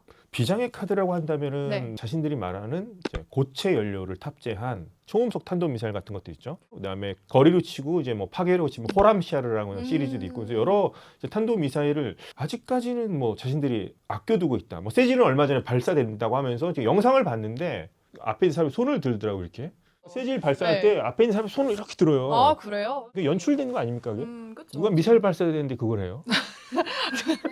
약간 좀 연출된 모습인데 네. 세질을 발사했다고 하는데 그게 이제 어디로 떨어졌는지는 좀 확신되지 않고 있고요. 근데 아직까지 뭐 비장의 카드들, 네. 특히나 이제 주목하는 건 초음속 탄도미사일, 그다음에 고체 연료를 사용하는 탄도미사일 그런 것들 이제 그게 아무래도 최신식이라 볼 수 있겠죠. 네. 그런 것도 우리 아직 쓰지 않았다. 지금 쓸 능력이 거의 없는 거 아니에요? 아직 이제 휴전 기간이긴 한데 예. 그러면 이제 발사대가 나와야 될 거고요. 고체 연료는 뭐 연료를 주입하는 시간이 단축되기 짧죠. 때문에 빨리 쏠 수 있다고 하는데 네. 그걸 다 미국이 또 위성으로 볼 거란 말이죠. 예, 언제 문이 열리나를 지금 지켜보고 있을 겁니다. 그래서 지금 휴전 기간이라서 어떤 결과가 나올지는 지금 예측하기는 힘들 것 같습니다. 앞에서 말했던 그 뉴욕타임스에서 네. 말하는 정보당국의 평가를 보면 호르무즈 해협 주변에 있는 미사일 발사대들을 우선적으로 복구를 하고 있다. 네. 호르무즈 해협 주변에 있는 미사일 발사대들을 전부 다 원상 복구하는 것이 제일 네. 중요하겠죠, 이란에게는. 이란에게는 제일 중요하겠죠. 네. 지금 페르시아만 해협청이라는 기구까지 발족을 했습니다. 네. 이게 말이 안 되는 거잖아요. 해협을 자신들이 뭐 통행료를 받겠다.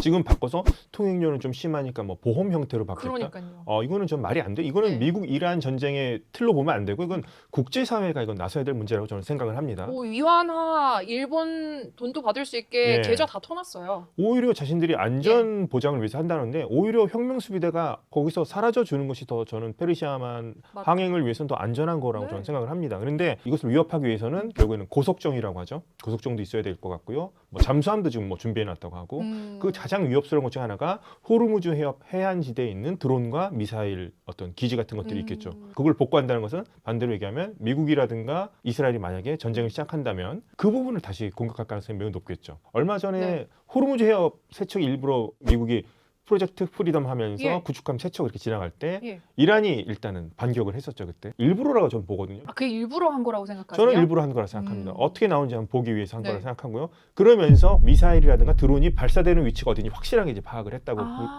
미사일 발사 지점을 파악하기 거점이죠. 위해서 원점을 오. 확실하게 이제 파악을 했다고 볼 수 있겠고요. 네. 그 외에도 이제 뭐 고속정이 숨어 있는 게슘섬이라든가 반다르 아바스 같은 해군 기지 같은 것도 이제 공격을 했습니다. 그래서 프로젝트 프리덤이 계속 될지 안 될지 모르겠지만 약간은 저는 약간 간복이 아니었나. 그래서 만약에 전쟁이 재개한다면 호르무즈 해협을 아무래도 항행을 자유하게 시키기 위한 그런 군사작전이 일어날 가능성이 매우 높은데 그렇기 때문에 미국도 그쪽을 공략할 가능성이 크고 이란도 거기에 대비해서 호르무즈 해협에 있는 뭐 발사대 같은 것들을 지금 다시 복구하는 게 아닌가 추측해 볼 수 있을 것 같습니다. 위원님이 생각하시기에는 예. 호르무즈 해협 주변에 있는 이란의 이런 무기들 중에서 뭐가 제일 위험한 거예요?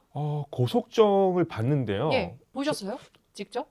텔레비전에서 봤죠, 저도. 직접 가보진 못했는데 네. 고속정 같은 것들이 뭐 수백 척이 몰려들 경우에는 미국이 아무리 최첨단 이지스함이라고 하더라도 그걸 다 막기는 부하가 걸릴 수 있지 않냐 뭐 이런 얘기가 나오는데요. 곳곳에 숨어 있는 네. 미사일과 드론 시설 같은 것들이 수십 발, 수백 발이 동시에 날아올 경우에는 아무리 미국의 최첨단 그렇다고 하더라도 엄청나게 부담스러울 것 같긴 하거든요. 100% 막는 방어력이란 없죠, 사실. 100%를 막지는 못할 거고요. 네. 조금이라도 타격을 입는다거나 미군 사상자들이 발표할 경우는 이란이 엄청나게 선전을 하겠죠. 그러면 미국 안에 또 반전 여론 다시 일으킬 수 있을 것 같고요. 그래서 그리고 뭐 고속정 같은 것들 그걸 또 대비해서 미국은 A-10이라고 하는 또 전투기도 다시 들어왔고요. 네. 아파치 헬리콥터 같은 경우가 네. 아무래도 그런 것도 하나씩 요구를 하겠습니다만 부담스러운 건 사실이죠. 상대적으로 봤을 때는 최첨단 미국 해군을 이길 수는 없는데 그리고 잠수함 같은 것들도 보면은 북한의 연어급 잠수함 소형 잠수함을 개조해서 이렇게 했다고. 페르시아의 돌고래라 불리는 이제 가디르급 잠수함 네. 10척에서 15척 있다고 하는데 면면을 봤을 때는 정말 미 해군의 상대가 안 되지만 하여튼 뭐 페르시아의 어떤 지형짐을 이용하고 육지에 숨어 있는 어떤 드론이라든가 미사일 공격을 할 경우에는 미 해군도 상당한 피해를 감수해야 되지 않을까. 만약에 전쟁이 재개된다면 미국이 먼저 공격할 때는 상당한 부담이 있잖아요. 그러면은 프로젝트 프리덤 같은 것들을 인도주의 목적으로 해서 항행의 자유를 목적으로 해서 우리가 한다고 하면서 이란이 반격할 경우에 개전이 될 가능성이 높지 않나. 왜냐하면 명분이 좀 필요하잖아요. 명분이 중요하죠. 항행의 자유 지켜져야 되고요. 인도주의적으로 우리 선박뿐만 아니라 전 세계 선박들이 좀 갇혀 있잖아요. 빨리 빼내야 되는데 하여튼 그것은 좀 이란 혁명 수비대라든가 이란 당국 측에서는 별로 이렇게 관심도 없는 것 같고.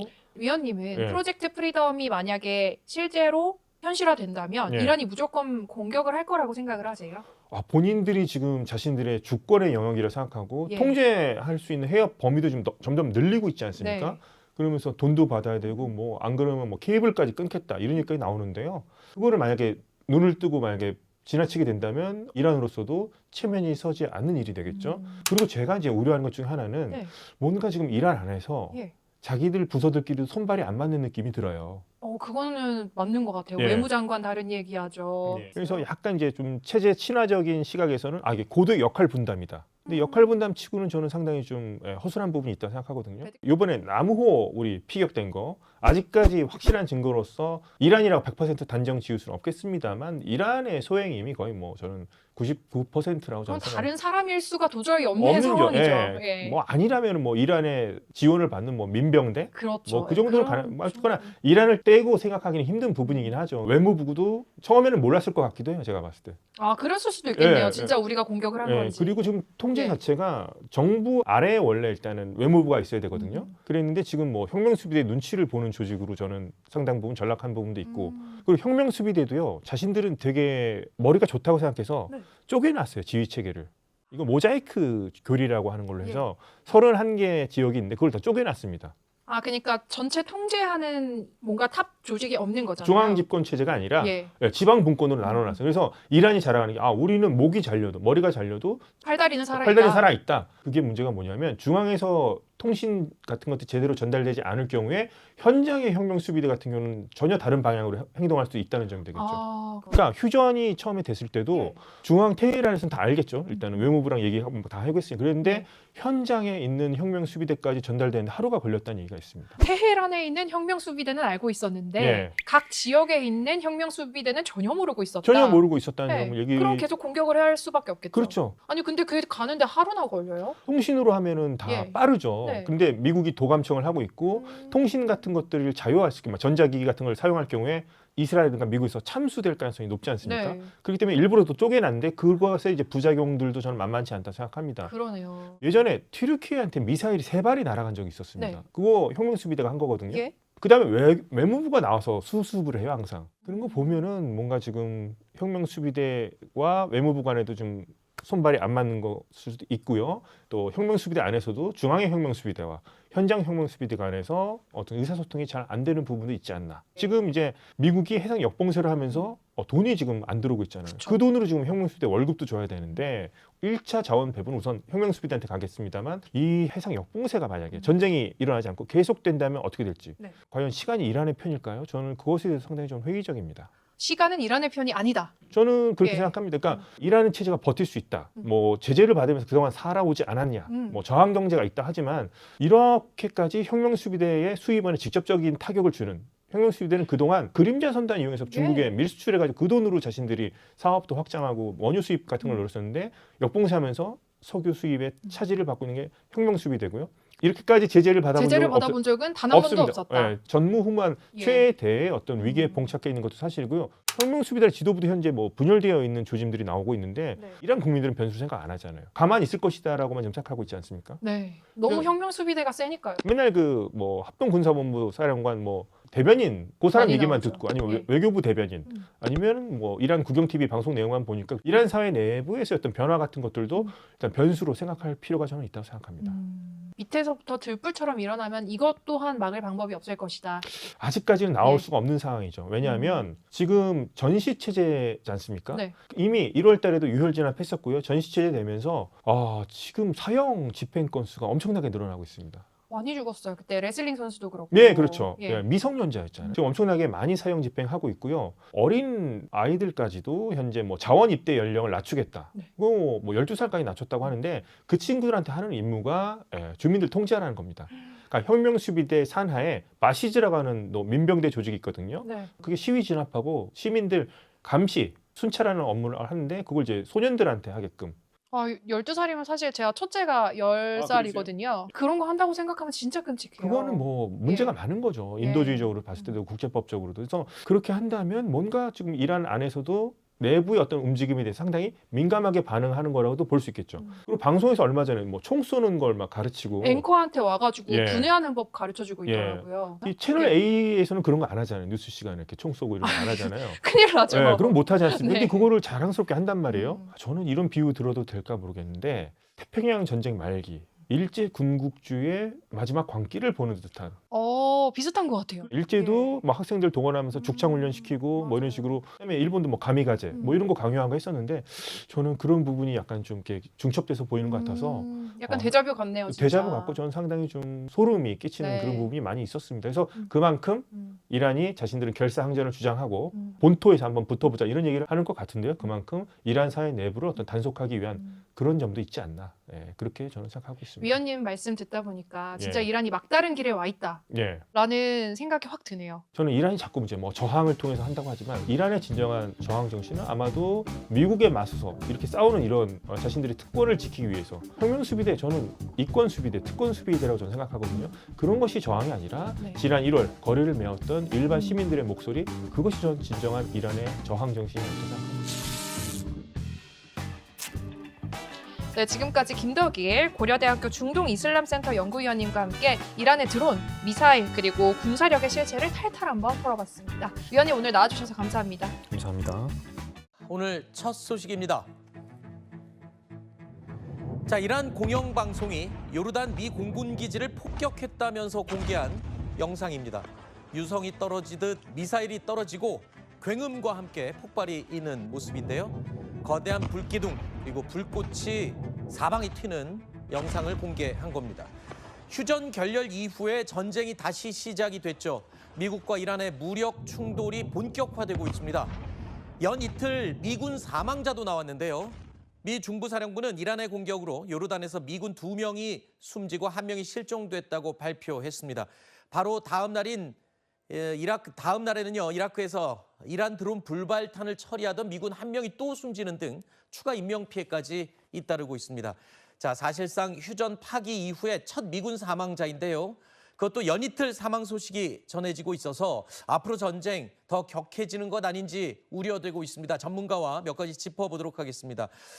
자, 센터장님, 일단 이란의 미사일 능력이 다시금 활발하게 되살아난 걸로 느껴지거든요. 지금 미군의 방공망이 무력화되는 건 아닌가 이런 우려까지 나오고 있죠. 예, 그러니까 사실 트럼프 대통령은 입만 열면 이란은 완전히 이제 무력화됐다. 네. 미사일도 그렇고 뭐 드론도 그렇고 해상 역량 모든 게 다 이제 없는 거나 다름이 없다라고 그동안 얘기를 해왔지만 이번에 요르단에서 미군이 이란 미사일의 직접 공격으로 사망한 것은 처음이거든요. 네.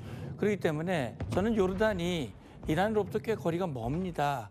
그렇기 때문에 어떻게 보면 후방이라고 여겼던 곳이기 때문에 네. 조금 방심한 것이 아니었느냐라는 생각도 들고 또 한편으로는 지금 아무리 촘촘한 미국의 방공망이라고 하더라도 네. 이번에 이란이 탄도미사일과 함께 자폭 드론도 아마 같이 사용한 것 같은 생각이 들어요. 네. 그렇게 되면 사실은 그 방공망이 모든 표적을 다 타격할 수는 없거든요. 네. 막 그중에 일부가 지금 이란의 미사일 중에는 이 우에 변칙 기동을 하는 그런 미사일들이 있습니다. 네네. 기본적으로 탄도미사일은 솟구쳤다가 직선으로 떨어지게 되어 있는데 이런 미사일 같은 경우는 올라갔다 내려갔다 다시 변칙 기동을 하기 때문에 이 지금 방공망, 요격망에 좀 제한이 있었던 것이 아닌가 하는 생각도 들고 사실 이란의 미사일이 그동안 휴전 기간이 4월 7일부터 거의 한 2, 3개월 됐거든요. 네. 그동안 파괴됐던 그 지하 지하 창고의 입구를 다 복원을 해서 33곳이 무력화되는데 30곳을 복원했다. 그래서 지금 이란의 미사일의 역량이 대략 한 70% 정도 건재하고 있다. 네. 그리고 일부 최근에 봉쇄를 풀어주고 또 이 원유 수출을 허용하는 과정에서 힘을 좀 회복을 했다라는 그런 판단이 있습니다. 네. 그러니까 미국의 공습으로 1차 교전 때 다 없어진 줄 알았던 이란의 미사일 능력, 지하 시설의 입구가 다시 회복이 되면서 미사일 능력도 살아나는 게 아니냐 이런 분석인 건데요. 이렇게 미군까지 사망하는 이 상태까지 되면서 미 중부사령부 곧바로 보복에 나섰습니다. 미군 전사자 발생을 알린 직후에 본격적으로 이란의 공습을 가한 건데요. 캄캄한 밤에 불꽃을 내뿜으면서 전투기가 하늘로 치솟습니다.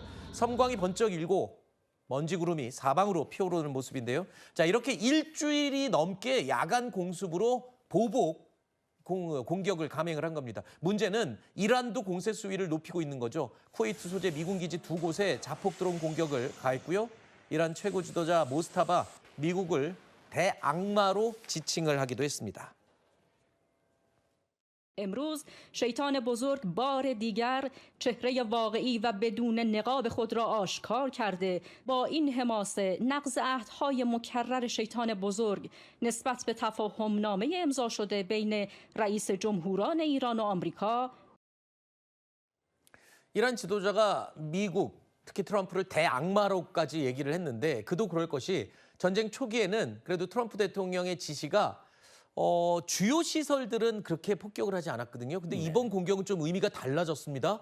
뭐 담수 시설을 포함해서 에너지 시설, 뭐 이런 주요 시설들까지 무차별 공격으로 감행하고 있죠. 예, 그러니까 지금 사실은 최초에는 이란이 호르무즈 해협의 민간 선박을 타격하면서 거기에 대한 대응으로 다시 말하면 이란의 해상 전력, 호르무즈에서의 통제력을 약화시키기 위한 목적으로 했는데 이란의 공격에 의해서 미군이 전사했거든요. 이건 레드라인을 넘었다. 겁니다. 그리고 미국으로서는 여기에 대한 응징을 하지 않을 수 없는 그런 상황이 된 것이고 따라서 미국의 그 폭격의 수위와 범위가 넓어졌다. 그러니까 군사시설에 제한되지 않고 교량이라든지 철도라든지 또 일부 담수화 시설이나 전력 관련 시설들도 타격을 하고 있는 모습이 나오고 있거든요.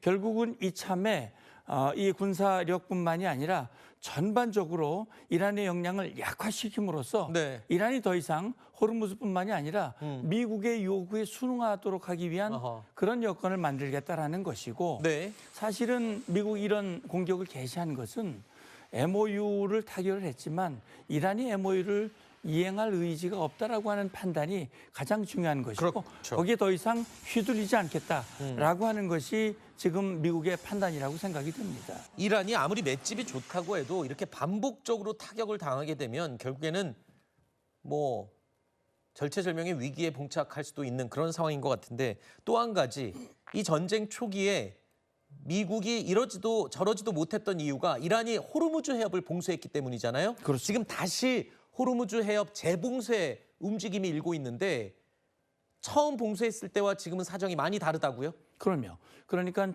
최초에 이란이 봉쇄했을 때는 그 내부에 2,000척이 넘는 배가 갇혀 있었거든요. 상당히 기간이 길었죠. 엄청난 충격을 주었고 여기에 대해서 이제 미국이 조치한 것이 이란에 대한 역봉쇄였거든요. 그것이 이란에게는 큰 아픔이 됐습니다. 그걸 풀기 위해서 이란이 회담에 나왔고 MOU가 맺어졌거든요. 이번에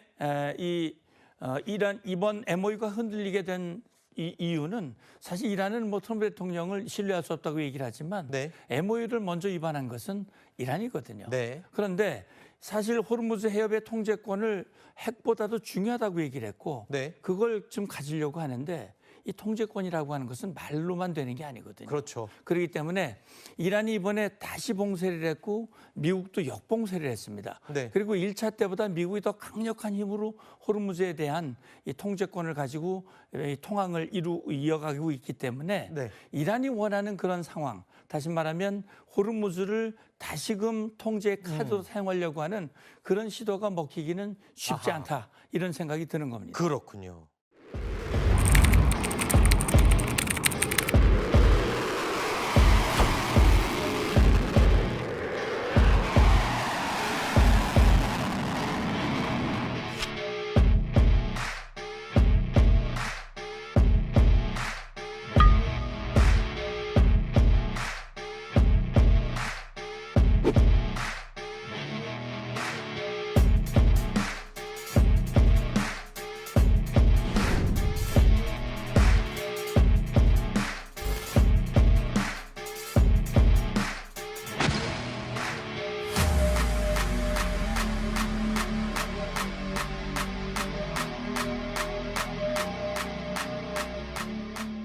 트럼프 미 대통령이 다음 목표물로 이란의 비밀 핵시설이 있는 걸로 추정되는 곡괭이 산을 타격하겠다고 예고했습니다.